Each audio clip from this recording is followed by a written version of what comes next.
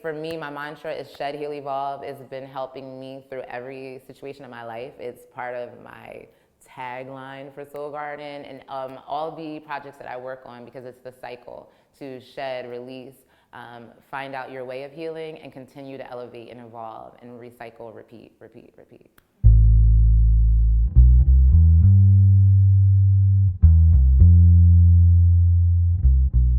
My first understanding is learning to fully understand what it meant to love myself so that I could love others. I will say that my firstborn, Mason, was a good reflection of that for me, as far as, okay, your first time mom, you thought you knew what love is. You obviously fell in love with a partner to create this being, all those amazing things, but also understanding that there's a reflection and then there's an unconditional side to the love. So what I would say is, for me personally with love, is that it's first finding yourself, loving yourself so that you have the ability to love others, and then having that reflection where you can see yourself, see the good, the bad, and constantly just create that energy within the other person. Being a young child in North Philly, and having this dream to, one day have MTV award shows and be planning Grammy Awards and doing these big things, but thinking, well, I'm in this little box, what can I do here? So it really started with organizing on the block, I would say. Organizing on the block, things that you didn't even know, right? So I would sell like my Barbies, jewelry, everything on the block. I wanted to put together and orchestrate like all the kids. If we just put in 50 cents a week, we could have like, the ice cream man could come down, we could all eat. Like, I've always orchestrated that. That took me into high school. I was on prom committee, like always just planning ways that we can, as a community, like, the teachers don't know what we need, we know what we need. So we're gonna show them through this, this, and this. So it's been that evolution and journey of just starting with the kids from Barbies on up, and getting into more of the corporate side of things. My mom is an amazing chameleon between what I'm explaining about corporate and the street. And my father as well, who I don't have that best of a relationship with yet, we're working on it, but he's in juvenile probation.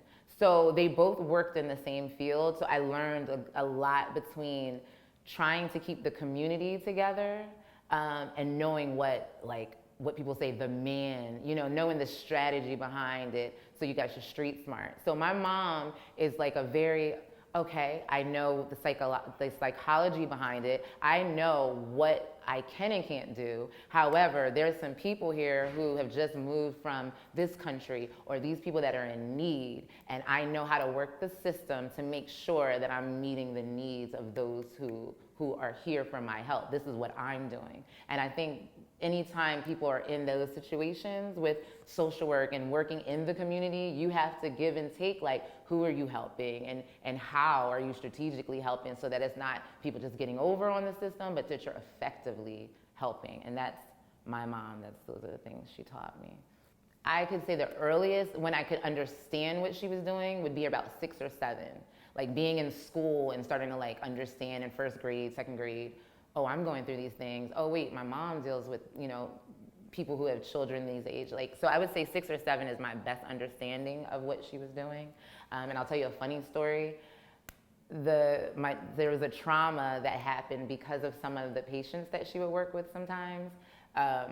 Someone kind of like running around chasing me with like a fake limb, like a prosthetic arm. At the time, it was like, okay, I'm traumatized from it. However, it helped me to understand like folks with disabilities more as I got older. I learned within all of this the love for family, for what I saw my family going through and striving for, because they would always remind me like, we're doing this for you. And I'm like, wait, what do you mean for me? Like, you guys chose this neighborhood, y'all are doing this.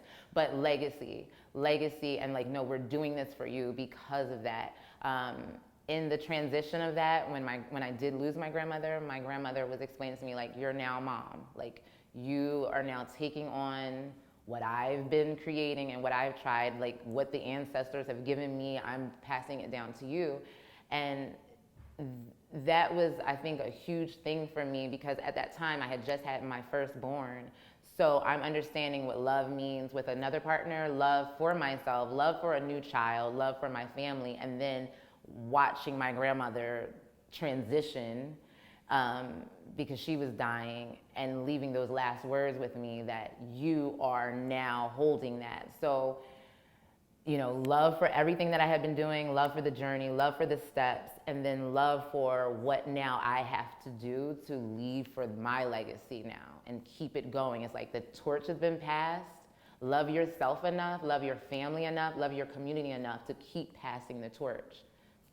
That's the biggest thing that I try to do constantly every day and teach every day to myself, remind myself, and remind my children. Soul Garden is a place where I actually really found my divine purpose. So with Bougie Concepts, with all the things that I had done, with all the great miracles of childbearing and family, it was a place where I finally understood my healing process and was able to find a partner that was also dealing with the healing process, where we could come together and say, well, within this garden, we want to grow and evolve, whatever that looks like, you know, but unconditionally, we want to heal others, heal ourselves, and we don't know what that looks like, but it's called Soul Garden, and we're going to heal souls and bring light to folks for the duration of our time here and beyond. And yes, we created the space, not knowing what it quite looked like, but knowing that it was pretty relevant to have this sacred space. We knew we wanted indoor healers. We knew we wanted healers of all kinds. However, the pandemic helped us to transform and understand what that looked like for those that were suffering from mental health issues, anyone that was suffering from anything. Like we housed people for a while. We showed children how to get into the virtual learning. It was like on the cusp of everything. So it was like, okay, pandemic, you said you want to heal the nation, you want to heal the community, here's your chance to do it, and these are the ways, these are the avenues, these are the folks that are reaching out, and that's who we gravitated towards, and vice versa, and continue to this day to do that work.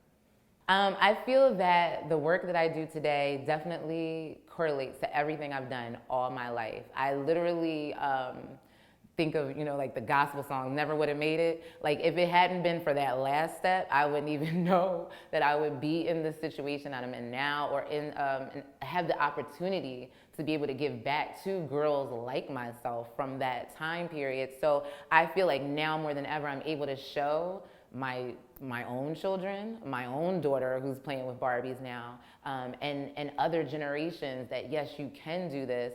I did it before Instagram, before Facebook, before entrepreneurship was really a huge thing. You just need to have the thought, the want and desire and the passion to do it, and then be able to align yourself and learn how to align yourself with individuals that will help you create your dream and manifest that for you. So I do feel that I am that girl that is still rising and shining, and I have a lot more work to do. There's two things. There's the little girl who used to practice this in the mirror with the brush when I was gonna win an award or be on camera. The girl that would practice maybe having this opportunity one day, 20, 30, 40 years from now. But it also feels like I just literally walk divinely in my purpose.